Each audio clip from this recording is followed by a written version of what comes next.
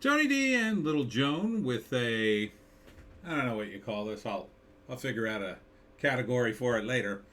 But I would like to talk about something that I mention in my trailer analysis and Hollywoke hot takes and other things all the time. It's about like how the politics cause you to stop watching certain celebrities. And I got Bryan Cranston up because he's just the latest example of a guy who had a really bad take, and I just go, man, really, really. Um, and the idea, like, where's the line when you decide I'm not gonna support this celebrity anymore? Okay. All right. Smash like and subscribe. Thank you for smash liking and subscribing, etc., etc. The Pineys. I'll be at the Blue Rascal Distillery tomorrow, Sunday, from 4 to 6. Come see my talk on the Jersey Devil. Right, Joan? And get loaded, probably. Anyhow, this is not advice. I don't know if I'm allowed to even say that on YouTube. Who knows what YouTube... I don't know what to say anymore, YouTube. Anyhow. So Bryan Cranston, to me, was the latest example of celebrity. I saw an interview or part of an interview or an article about an interview he was doing, and he supported critical race theory, and I just went, God, no. No, Brian, no. It's so stupid. Why are you being this stupid? Like, this late in the game on critical race theory, like, to support it, it just seems, what a take. And then I was like, do I put him on the mental list I have of celebrities? I'm not going to go see his movie anymore. I'm not going to support him anymore. I'm going to ban his stuff, even if it's something I like. And I just found myself kind of trapped in that moment. Because I really do like Breaking Bad. He's really good in it. And what does Breaking Bad have to do with critical race theory or Bryan Cranston's opinions? Nothing, as near as I can tell. He's just an actor in a show. And that's the thing, right? It's like, how do you separate the artist from the art? Can you? In the case of Bryan Cranston, I think there's a lot of separation there because he is an actor on a show. And he didn't write most of the scripts. I don't know if he directed any of them. I don't think he did. He was the lead. Certainly he had influence on the show, but, it was more the producers and the writers, I think, on Breaking Bad that gave him that opportunity. I mean, don't get me wrong. I'm not taking anything away from his pretty stellar performance on Breaking Bad. But when you look at some of his other works, some of the other movies he's been in and shows and whatnot, it's just like, well, you got Malcolm in the Middle. That was huge. Huge for me. But other than that, not a whole lot of hits in that mix. So I guess what I do then is I kind of have a like a spectrum, right? So prioritizing people that I want to see and stuff is partly based on their whacked out political opinions. But why should that matter at all? I think because, as we've said on the internet, you shouldn't give money to people who hate you. And we do have a case. Joan, how'd you get this stuff on your head? We do have a case, for instance, in the case of Velma. Let's get a Velma. Change up my visuals as we do this. Velma. There it is right there. In the case of Velma, I think we have a show that's basically become, a show that is, I don't want to say designed, but it's basically designed to make the fans mad and confront old fans and say, "Ha! It's our show now, bigots," or whatever. So And it's partly too, I think the show is just, man, they just didn't put a lot of thought into this. If they had thought about this show, they probably could have made it work. If they really had some good writers on this, even though it's insufferably woke, they probably could have made it work. At least they could have, like I said in my analysis, compartmentalized it, gotten it away from the old series, said this is a new take, it's an alternate universe, whatever you want to say, and made it work. But they didn't, because I think they, in this particular case, they actively hate the fans. This is also true, and I think Mindy Kaling maybe actively hates herself to some degree. Another show, She-Hulk, another example. This one was probably the most blatant of them all. Is this She-Hulk here? Yeah, it is. I guess this is She-Hulk. Let's see if I can get there she is.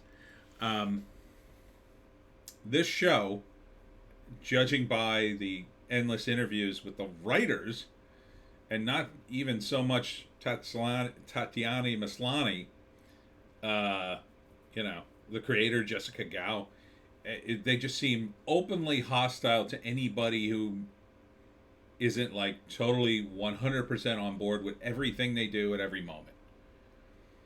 Like, this to me was the biggest FU. I think Velma's up there too. It's hard to parse the two of them.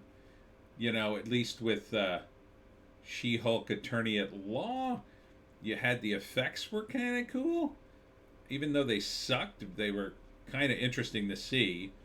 Tatiana Maslany, who's kind of petite, be turned into a giant superpowered Hulk when she's not, even though the effect, as they say, was about as good as PS2.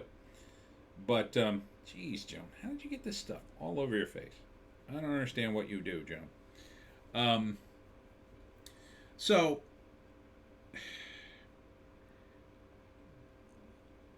with Velma and She-Hulk, the question was, absolutely, I would not watch them. But did I not watch them because they were bad? Or did I not watch them because of the politics?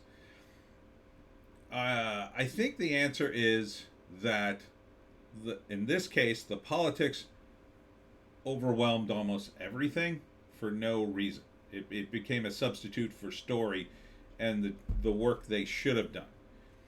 So I can look at Bryan Cranston and say, well, even though I really disagree with his political opinions, he does good work.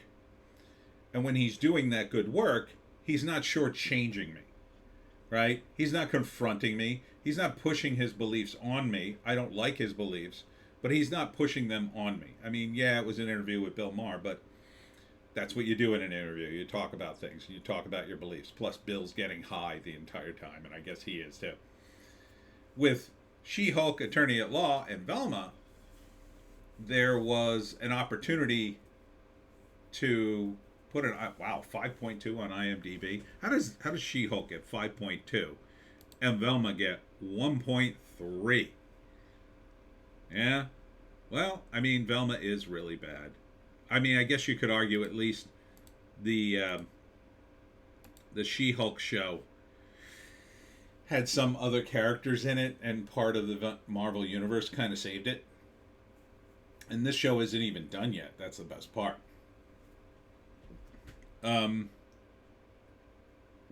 But both those shows, I think, actively hated their audience. I think you had the cast and crew, and, well, not so much the crew, the writers, the producer, openly mocking and being hostile to the audience. So it wasn't so much their political opinions, but their open hostility. So the metric I guess I would use is if that celebrity or producer or whoever has that open hostility. Like, and it's not a fun, like, there is a way you can say fun things, right? Like I can't believe you voted for Biden, you're stupid. Like, that's not meant to be like, if you take that personally, I don't know what to tell you. I mean, obviously you're going to say the same thing about my choices if you're a Biden fan, the twos of you out there.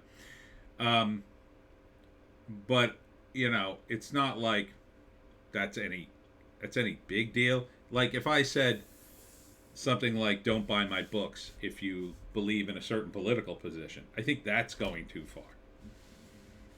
And it kind of depends on the person too. Like Bryan Cranston, I felt like had no business even having an opinion about CRT. Quite frankly, I can almost understand it why a celebrity who's black might have an opinion on it because they've probably been asked, right? Like no one's coming to Bryan Cranston. Like maybe if he was a former teacher, right? You could see that. Yeah, well, you're a former teacher. What do you think of this CRT? But he's just an actor. Same thing with, I don't know, Mindy Kaling and her various projects and the She-Hulk guys. Like, if one of them came out and said, well, I have a gender studies degree, which to me wouldn't be worth a damn, but at least it would be something. At least I could say, well, I really don't agree with that, but you got to think she's read something on the subject? I don't know. Universities today aren't worth a damn, so maybe that's a poor example, but, some kind of metric that I could say, well, either you're not pushing your opinions on me, or at least you know something, Like when James Carville comes out and says a bunch of wacky stuff about the Democrats, I don't agree with it, but at the same time, I know he's a fairly savvy political operator. He's been around for decades doing this stuff. Like, you can't totally dismiss it out of hand. You could disagree with him, but it's not like he's being mean. He's a political guy. Same thing with even like Sean Hannity, who I don't really agree with on most things, but he's sort of on the right, kind of, not really. More of a neocon, not something I'm into. So where do you draw the line? I'm struggling with this, but I think again it has to do with the amount of hostility, open hostility you have to fans. How that is projected, I think, is key. Like in the case of Glenn Howerton, huge fan of It's Always Sunny in Philadelphia, but he's Fred on this show, and he's very woke. He's very woke. He also did a show with Patton Oswalt, who I now cannot stand.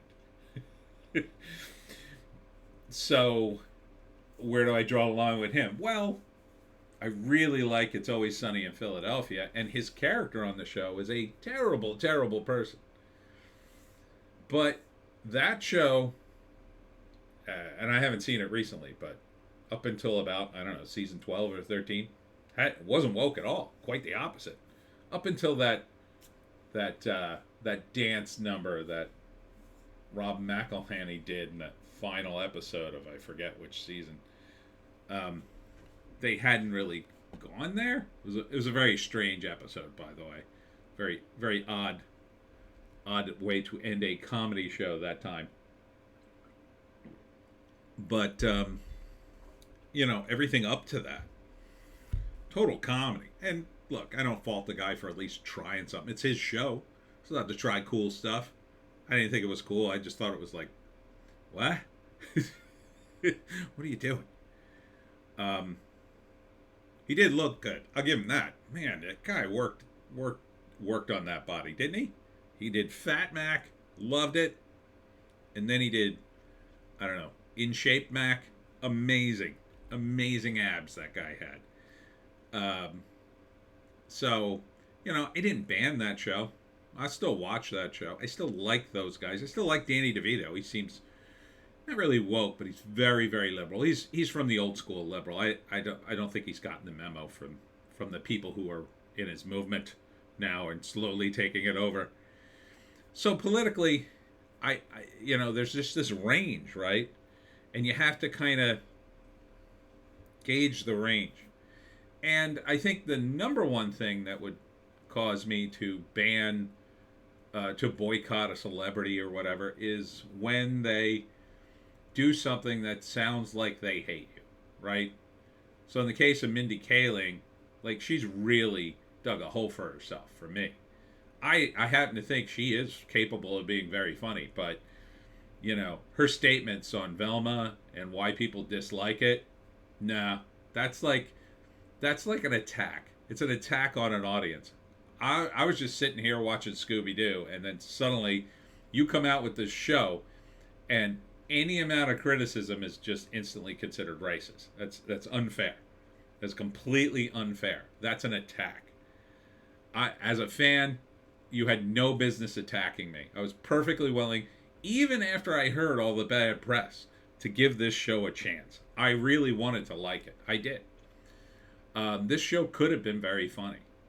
It could have been very funny despite a pointless race swap and terrible, terrible setups and a tone that's just all over the map. But you made things much worse by not only doing what I feel is a terrible show, but demanding that I like it. That's unacceptable. You can't demand an audience like anything. You have to be, at the very least, like Tom Cruise. Tom Cruise did it right. Let's put up Tom Cruise. Give him some time. Tom Cruise comes out before his movies now. He does. They still have the first movie listed for him is Top Gun 1986, which I find funny. The thing about him is like, oh, that's cool. Oh, they're doing there's Tom Cruise. They're doing the Tom Cruise rubber mask thing for Mission Impossible. The thing about Tom Cruise, and he hasn't always been this way. I think he's just a very savvy operator, but that he's coming out and thanking the audience for seeing his movies. I mean, whether he means it or not, doesn't matter. I appreciate it. Even if he's a complete phony about it, even if that camera goes off and he goes, wow, what a bunch of a-holes if they believe this. You better hope we don't see it if that's the case. But, I appreciate that he at least acknowledges who's paying his bills. He's not confronting me. He's telling me, I appreciate your business. And that means something. Even though a lot of his movies, I don't really like a lot of Tom Cruise movies. I could, let's go through some of them here. I like Top Gun, that was good. I'm not huge on the Mission Impossible movies. American Made, I don't know. The Mummy, Jack Reacher, yeah, it was a wrong part for him. Edge of Tomorrow was okay. Oblivion, that kind of went nowhere. Rock of Ages was terrible. Oh God, that's a terrible play. Night and Day, that looked awful. Tropic Thunder, oh right, he's great in that. Yeah, he's like one or the other for me. He's either amazing or he's like, why did they make this movie? But I'm willing to give him more leeway now because as an audience member, he was nice to me. And, his politics, despite the fact I think Scientology is terrible, he's not pushing it on me. Yeah, some wacky videos have come out about him in the past, and he's got some wacky beliefs, but he's not pushing them on me. He's not saying you better believe in Scientology or don't come to this movie. He's just doing his movie. If I found out he was funneling millions into Scientology, I might kind of step back and go, it better be a good movie for me to say it. So it's sort of like a gauge. So I could see the meter for like Bryan Cranston go, and the one for Tom Cruise go, for Mindy Kaling, I don't think she could ever dig herself out of the hole. Never do a big enough song and dance to get me back. Same thing with the Disney Corporation in general. I mean, the Disney Corporation overall has, made me want to just step back from anything connected to it. Even though, like Chris Pratt, I like his stuff. I always thought he was funny. And again, he's not pushing his politics on me. And I feel too the stack or the scales are stacked against people who aren't super leftist, right? Like you got and these idiots on Twitter. Like a lot of them, I won't, Not that I was ever a big fan like Cher and Bette Midler and Alyssa Milano. They're constantly yapping and yapping on Twitter, saying outrageous things and being smug and superior. I mean, it's one thing to state your political beliefs, right? Like the other day, who was it? Hugh Jackman comes out. He read this book. He likes it. I don't know. It's some stupid book. It sounds political. It sounds stupid, political. It wasn't CRT. What the hell was it? Oh, it was something about climate change. It was Bill Gates, a Bill Gates book on climate change. And I just thought, ugh, really? Now, will that keep me from going to see Deadpool with him in it? Probably not. I'm not going to see Deadpool for the climate change message. I hope there's not a climate change message in the next Deadpool movie, or I'll be like, I mean, if it turns into that, I'll be right out the door. No, goodbye. And I thought it was a stupid take. He's holding up a book written by Bill Gates about the climate. Like, if Bill Gates wrote a book about computers or business, I'd be like, well, it's probably a great book. About the climate? About the climate. So some millionaire goes off on the climate, and you're like, yeah. No, I don't think that would be a person to listen to. He's got way too much money and way too much invested in too many things that he isn't. I'm sure one of his businesses are polluting the hell out of the earth somewhere, I would guess. But it didn't endear me towards him. But I feel like I don't have to penalize him too much. Now I just have to be a little wary. If he announces a project and it's all about the climate, I'm just going to roll my eyes and go, no, thank you. Because I kind of know what's coming. It'd be the only reason he was in it. What is he going to do, an anti-climate change movie? The Earth is fine! I just came back from space, and I have some amazing news. Is the Earth dying? No, it's fine. It's great. And now 90 more minutes. So I think the metric should be, and he doesn't seem to hate his audience either. He seems to at least,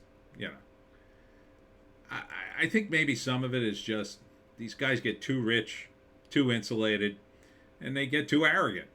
And they start mouthing off. And they, back in the day, and I'm talking like the 70s, people could mouth off all day long. You'd never hear about it because there was no internet. You had phones, landlines. You didn't even have these phones. You had landlines. So you got to imagine the world the way it was then. You could mouth off all day long in your house to your friends. Ain't nobody going to hear about it unless your friends blab to somebody. And even then, it would be secondhand and you could deny it or they wouldn't even report it. So these days, though, you have to be wary that somebody's carrying a phone and videotaping your every move. And that can be a real problem, especially if you're a big mouth like me. Now, fortunately, I think I put out my views pretty good on the internet. People get mad at me sometimes, but it's part of my brand. I'm a little bit political. At least I wrote some books on political satire, and I talk about politics in my videos, so I'm kind of like in the mix for that. Unlike, say, Tom Cruise, there's no reason for him to go into politics at all. None. Zero. He's a big-time movie star, makes gazillions of dollars. He's doing the smart thing. Bryan Cranston, I think, is doing the dumb thing. Dumb. Because even though you might argue that his career's not doing so great these days as compared to the height of Breaking Bad, the movies he's been in haven't really hit. It's not like he's out of business. I don't think this is going to help him. If anything, it's going to hurt him, right? Like, what fan of Bryan Cranston is going to rush to a movie if he happens to be in a movie, say, where he plays a teacher again? He did play a teacher in Breaking Bad, now that I think about it, but that was hardly a factor. But let's say he's going to do some drama movie like, I don't know, that Morgan Freeman movie about the principal, something like that. I would be very wary about seeing a movie like that with him, because then I'd be like, well, he's probably going to do a big speech about CRT in the middle of the damn thing. That's probably why he did the damn movie. Whereas if he just does, I don't know, a Western, I'll be like, oh yeah, sure. He's a good actor. I'll go see it. Probably can't work CRT in a Western, but I wouldn't put it past Hollywood to try. But yeah, I think overall it would probably be fine. And I think, Cranston is so well known in Breaking Bad that one day he'll probably get a hit movie at some point. So yeah, so again, I would say the metric would be, and we'll stick on celebrities, does the celebrity hate you? I think that's an instant disqualification. No, can't support anybody that hates you. Don't give them your money. If they are openly calling their fans racist, misogynist, homophobic, transphobic, and I mean their fans, not individuals. They're calling individuals, who cares about their stupid drama?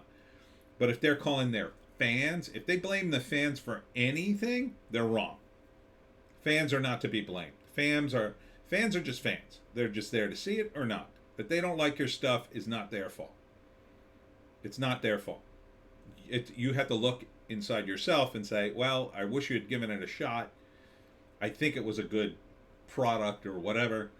I can't blame anybody who doesn't read the Pineys. I can only blame me.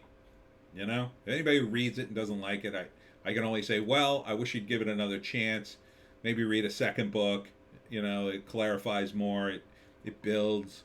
There's all kinds of stuff I can say. But if you don't like it, you don't like it. I just have to move on to the people who do like it and keep, spreading the book to them. And as far as my politics goes, well, I don't make the Pineys political, obviously. That's for my political satires books. And even when I do insert politics in, whether it's a comic or whatever, usually I'm mildly subtle about it, at least. Probably very subtle. Mostly I'm just there for the laughs. I'm a clown. But, if a celebrity, I think, is hating on you, or if they're openly hypocritical. I think in the case of Leonardo DiCaprio, it's not so much that he hates people or hates his fans. It's that on one moment he's saying, "Hey, let's ban cars," or whatever he's saying about the climate. The next minute he's off to Rio with several models in a private jet, and it's like, "Hey, dude, you gotta walk the walk, or don't lecture me." Like Ed Begley Jr. is probably the only celebrity I'd say, okay, Ed Begley Jr., he has a little cred. If he wants to lecture us about the environment, that guy is at least trying to live his life that way a little bit. Seems to be, I think he's into electric cars and alternative sources and all that kind of crap. So, good on him. At least he's trying. At least he's trying to live the life. Leonardo DiCaprio, he does not look like he's recycling, much less, trying to curb the climate change. He's too busy, flying around the world accepting awards with burning tons of carbon, in my view. So, but at the same time, I don't get my environmental advice from Leonardo DiCaprio. I don't like that he lectures us, but that's, I could still kind of watch his movies if something good is coming out, because I can kind of just say, well, unless it's an environmental thing. God was up. Don't Look Up, man, that was one of the worst things. Terrible. And he's still good in it. You can see the talent. His performance is still good. He's out acting like everyone there. He really is. But man, to hear him lecture us about climate change, no thank you. No thank you. And so I guess it depends on the topic too. In terms of who you support, I don't care. I don't mind it that everybody in Hollywood's going to support Joe Biden and blindly support the Democrats. What I do mind is when they fly out to other states that they don't live in and try to influence the elections there. And they had no tie to the area. Like when they went to Georgia and then they went to, Wisconsin or someplace.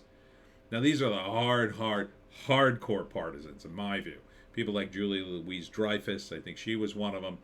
A handful of others that were, Rob Reiner, who will not shut up about Trump.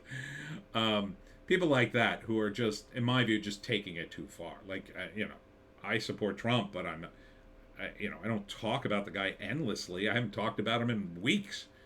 Hasn't been much to talk about. The elections, I think he just started up again. I'll talk about him in the news blast because he's always in the news. But, in general, it's not like I'm obsessed with the guy. Not like some of these other guys.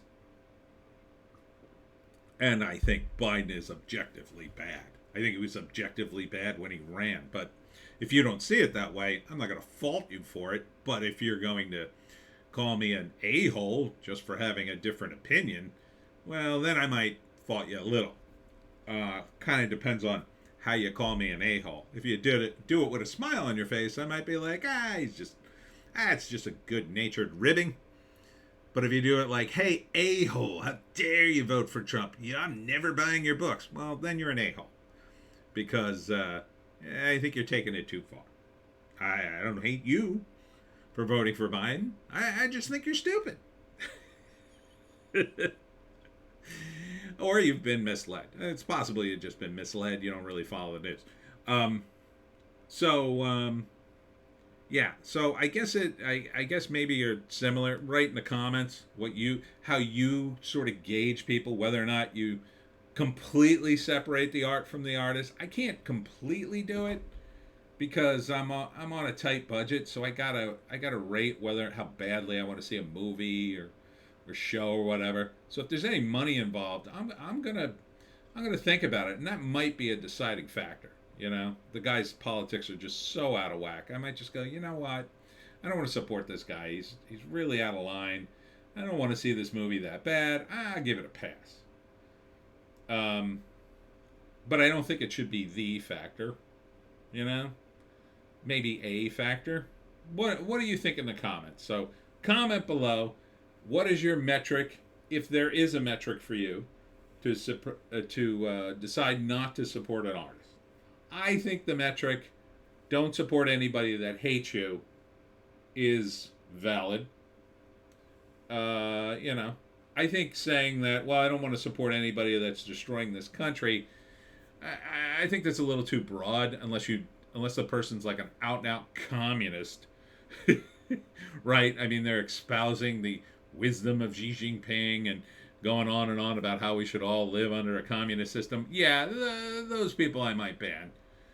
And there might be a handful that are kind of almost close to that, but I think most celebrities in Hollywood, they're just in a bubble, So I can't say I really hate them. I think they annoy me a lot sometimes. I think the big mouths, the hypocrites, are in the top of the list. But in general. So anyhow, that's my rant. Write your rant in the comments if you like, and if you have any suggestions for more videos, because apparently there's no trailers to be had right now. We're in that dry spell of January and February when nobody wants to release anything until the spring. So if you got any screenwriting tips you'd like to hear, I will be at the Blue Rascal Distillery tomorrow from 4 to 6. That's Sunday, January 29th. Hope to see you there. Thanks for tuning in. We'll see you.